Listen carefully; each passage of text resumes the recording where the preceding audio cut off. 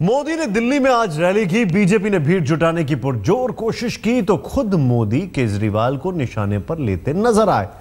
बात दिल्ली की हुई, दिल्ली के मुद्दों की हुई, लेकिन टारगेट पर सिर्फ अरविंद केजरीवाल। बंधु, हमारे बीच में देश के लोकप्रिय प्रधानमंत्री नरेंद्र मोदी जी पहुंचने वाले हैं। दिल्ली के चुनावी आसमान पर जैसे ही मोदी का हेलीकॉप्टर नजर आया, नीचे खड़े बीजेपी समर्थकों का जोश भी 7वें आसमान पर जा पहुंचा। नरेंद्र मोदी, भारत माता की। हवाई मार्ग से उतरकर मोदी चुनावी मंच पर पहुंचे और फिर केजरीवाल पर हमलों की बौछार शुरू हो गई। एकाध बार झूठ चल जाता है, एकाध बार लोगों की आंख में धूल झोंक करके कुछ पाना सरल हो जाता है, लेकिन बार बार लोगों की आंख में धूल झोंक करके कोई सफलता प्राप्त नहीं कर सकता है। दिल्ली चुनाव में ये मोदी की दूसरी रैली थी।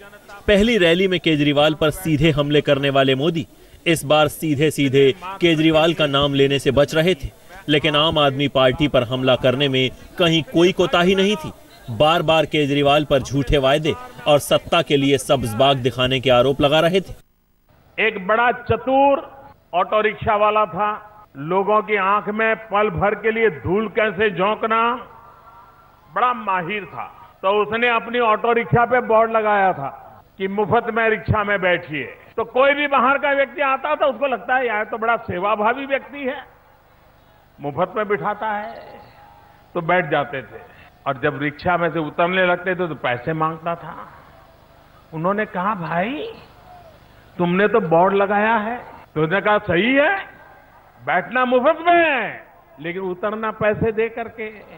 मोदी के भाषण के थोड़ी ही देर बाद दिल्ली के एक इलाके में चुनावी मंच पर केजरीवाल भी नजर आए। मोदी ने झुग्गी झोपड़ी की जगह पक्के मकान देने का वायदा किया तो केजरीवाल ने कुछ इस अंदाज में मजाक उड़ाया। जहां झोपड़ी है वहीं पर पक्का मकान बना करके उस झोपड़ी में रहने वाले को मकान दिया जाएगा। ये बीजेपी के कुछ दोस्त हैं अमीर लोग, ये जमीनें आपकी उठा उठा के अमीरों को दे देंगे। इनको पता है गरीब आदमी 10 दिन रहलेगा सड़क पे, 15 दिन रहलेगा सड़क पे, उसके बाद उठ के अपने गांव चला जाएगा, दिल्ली छोड़ के चला जाएगा। ये सारी झुग्गियां तोड़ के दिल्ली से बाहर भगाना चाहते हैं इन लोगों को। तो महिला सुरक्षा पर भी केजरीवाल ने मोदी के हमले का जवाब दिया। प्रधानमंत्री जी ने कहा महिलाओं को सुरक्षा देंगे।